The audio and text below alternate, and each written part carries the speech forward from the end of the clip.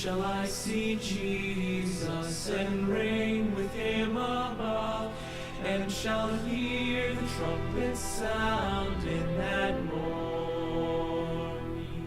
And from the flowing fountain drink everlasting love, and shall hear the trumpet sound in that morning.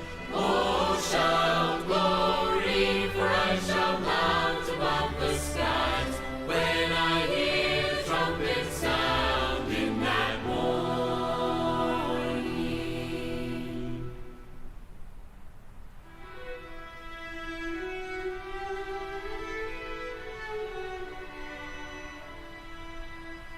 Gird on the gospel armor of faith and hope and love, and you'll hear the trumpet sound in that morning.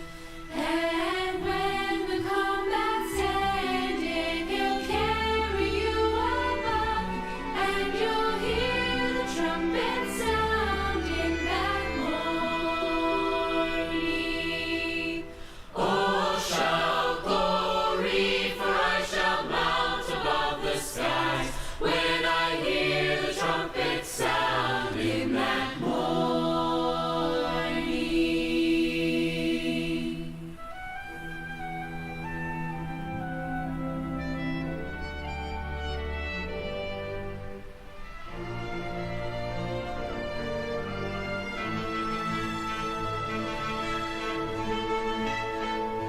Our ears shall hear with transport the host of heaven sing, and shall hear the trumpet sound in that morning.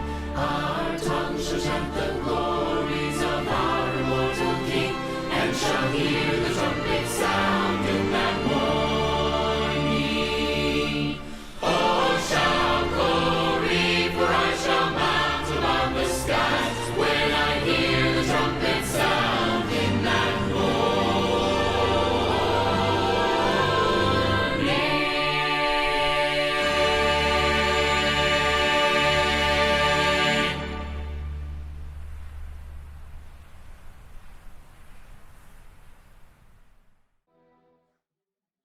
Shalom dan selamat hari Sabat.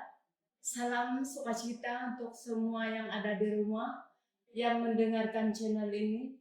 Kiranya berkat Tuhan menjadi bahagian kita sampai saat ini. Saudara, tajuk pelajaran yang akan saya sampaikan pada malam ini ialah, adakah saya salah satu daripadanya? Mari berdoa. Maha besar Tuhan Bapa di surga, kami memerlukan pimpinan Roh Kudus-Mu saat ini, sehingga kami dapat mengerti akan setiap firman-Mu yang akan kami dengarkan sebentar lagi. Biarlah Engkau menyertai kami sepanjang acara ini, dan biarlah Engkau memberkati kami semua yang mendengar, yang ada di rumah, dan dimanapun umat-umat-Mu berbakti pada saat ini. Terima kasih Bapa, Engkau sudah mendengar dan menjawab doa ini.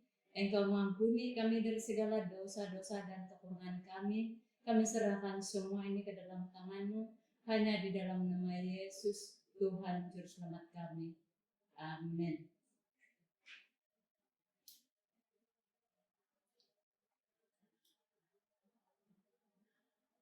Pelajaran yang akan saya sampaikan adalah dikutip dari Matius 4 ayat 18 hingga 22. Saya akan bacakan. Dan ketika Yesus sedang berjalan menyusur Danau Galilea, ia melihat dua orang bersaudara, yaitu Simon yang disebut Petrus dan Andreas saudaranya. Mereka sedang menebarkan jala di danau, sebab mereka penjala ikan. Yesus berkata kepada mereka, Mari, ikutlah aku, dan kamu akan kujadikan penjala manusia. Seterusnya dalam ayat Matius 4, ayat 20 hingga 22 dikatakan, lalu mereka pun segera meninggalkan jalannya dan mengikuti dia. Dan setelah Yesus pergi dari sana, dilihatnya pula dua orang bersaudara, yaitu Yakobus, anak Zebedeus, dan Yohanes saudaranya, bersama ayah mereka, Zebedeus, sedang membereskan jala di dalam perahu. Yesus memanggil mereka dan mereka segera meninggalkan perahu serta ayahnya, lalu mengikuti dia. Dalam Lukas 6 ayat 12 hingga 13 dikatakan, malam sebelum Tuhan Yesus memilih murid, semalaman suntuk dia berdoa. Yang dipilih Tuhan Yesus, seorang nelayan yang berpendidikan yang sederhana. Tuhan Yesus memanggil orang yang begitu sederhana, menunaikan tugas yang sangat penting bagi menunjukkan kebesaran Dia. Saudara, apakah sifat-sifat dalam pelayanan? Mari kita lihat satu persatu. Yang pertama, kita harus memiliki kesabaran.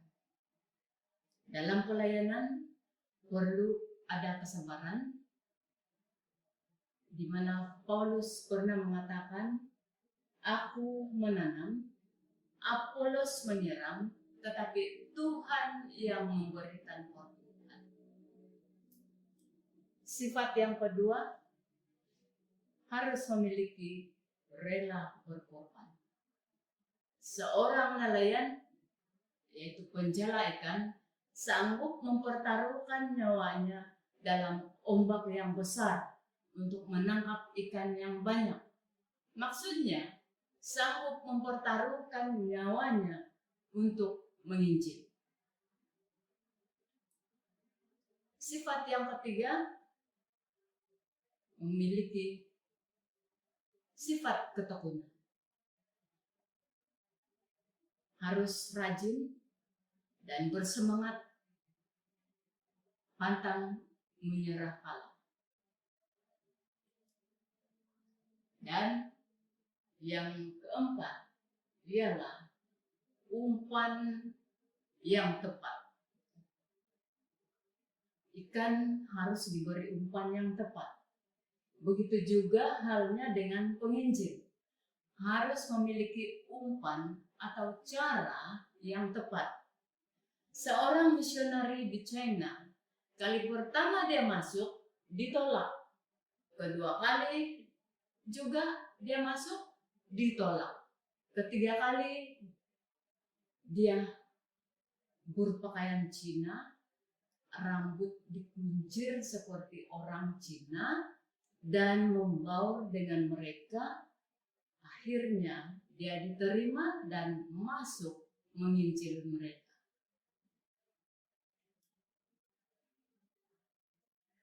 Saudara, sebagaimana Kristus mengutus murid-muridnya, begitu juga kita sekarang ini. Dia mengutus para anggota gerejanya. Kekuatan yang sama yang dimiliki oleh para rasul juga untuk mereka yang mau menginjil. Jika mereka menjadikan Tuhan kekuatan mereka, Dia akan bekerja dengannya dan kerja mereka tidak akan sia-sia.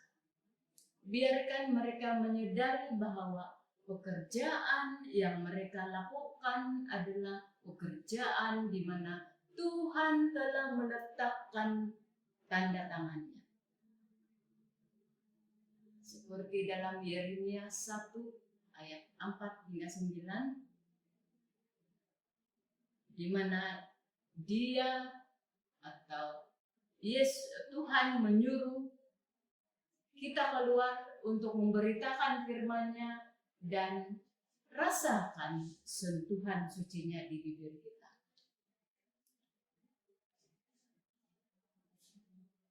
Saudara yang dikasihi dalam Kristus, Kristus telah memberikan kepada gereja satu tuntutan suci. Setiap anggota harus menjadi saluran Tuhan untuk memberitakan kepada dunia harta karunia-karunia-Nya, kekayaan Kristus yang tidak ternilai. Tiada lain yang sangat dikehendaki oleh Juru Selamat, melainkan sebagai agen yang akan mewakili dunia, roh dan karakternya.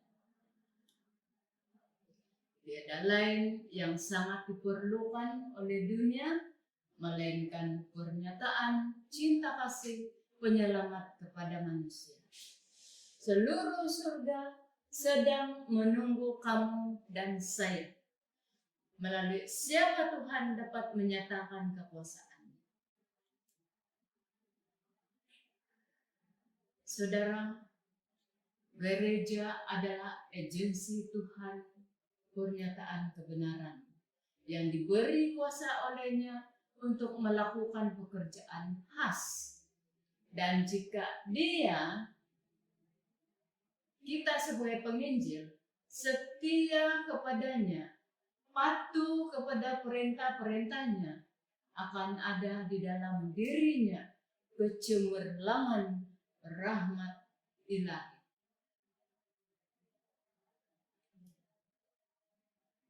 Jika dia setia kepada kesetiaannya, jika dia menghormati Tuhan Israel, tidak ada kekuatan yang dapat melawannya.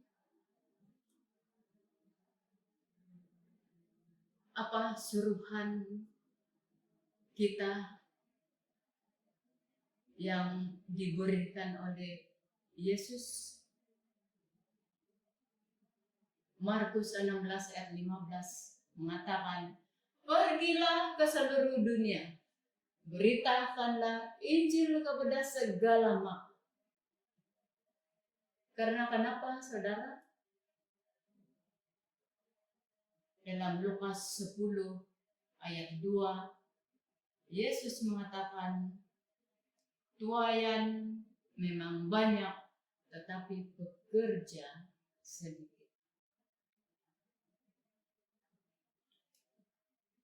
Saudara-saudara yang dikasihi dalam Tuhan, apakah kamu dan saya menyahut seruan itu? Biarlah kita menjawab di dalam hati masing-masing. Tuhan memberkati. Mari kita berdoa. Maha besar Tuhan Bapa di surga, segala puji dan syukur kami panjatkan kepadamu. Terima kasih atas firman-Mu yang sudah kami dengarkan sebentar tadi. Kiranya itu menjadi dorongan kami, kekuatan kami, agar kami dapat menyahut panggilan Tuhan ke atas kami. Karena kami tahu tuaian sangat besar di dunia ini, tetapi pengerjaannya sangat sedikit. Ya Tuhan Bapa di surga, kiranya Engkau memberikan kami kekuatan dan kemampuan agar kami dapat melakukan pekerjaan-Mu sesuai dengan kehendak-Mu. Dan jadilah kehendak-Mu ke atas kami semua. Pimpin kami sepanjang hari Sabat ini. Dan janganlah biarkan kami berdosa di hadapan-Mu. Lindungi kami, pelihara kami dari segala kejahatan, dan terlebih dari sakit penyakit COVID-19 yang semakin menular sekarang ini. Kiranya Engkau memelihara setiap umat-umat-Mu yang ada di rumah masing-masing. Dan biarlah berkat-Mu Engkau limpahkan kepada kami semua sepanjang saat ini. Terima kasih Bapa, Engkau sudah mendengar dan menjawab doa ini. Kami serahkan seluruh kehidupan kami padamu saat ini. Hanya di dalam nama Yesus, Tuhan Juru Selamat kami. Amin.